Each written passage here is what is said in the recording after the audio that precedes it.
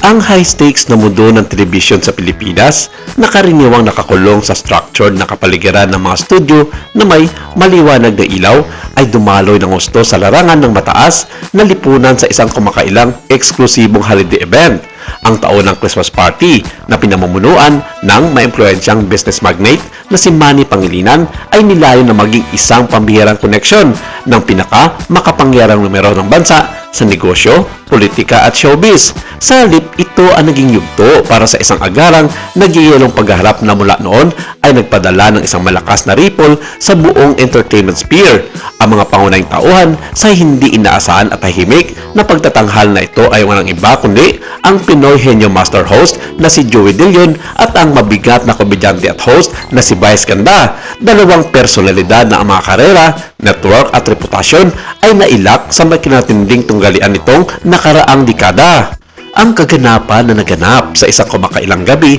ay nakakita ng isang nakakasilaw na hanay ng mga celebrity na dumalo. Gayunpaman ang lahat ng mga mata, kapwa ang mga naroon at ang mga sumasabaybay sa mga kasunod na pagtagas ay nakatutok sa isang sandali na malinaw, hindi malabo na pag-igting. Naganap ang insidente nang dumating si Vice Ganda at may kasamang malaking entourage kabilang ang mga co-host at prominenteng network figures tulad nina Kim Chiu, Bong Navarro at ang powerhouse couple na sina Regine at Ugi Alcacid. Sa pagpasok ng party ni Vice Ganda sa venue, nag-cross ang landas ng co-host ng long-time running show kabilang sina Vic Soto at si Manalo na magkaiwalay na dumating kasama siya na Joey De Leon at ang asawa nitong si Ellen Macapagal. Ayon sa maraming mga account at mata nung may ikot sa mga publikasyon ng industriya at mga saksi, ang mga pagbati ay pinagbalit sa halos lahat ng mga partido na naroroon. Nagbigay ng magalang na pagkilala sa mga veteranong host at sa mga sumisikat na bituin, isang pagpapakita na inaasahang professional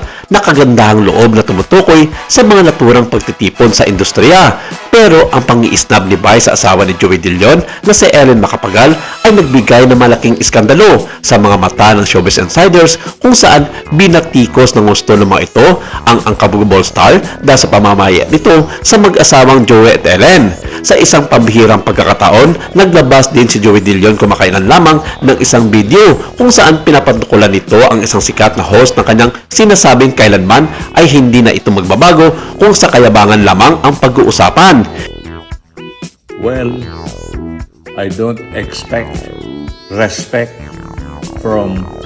respect.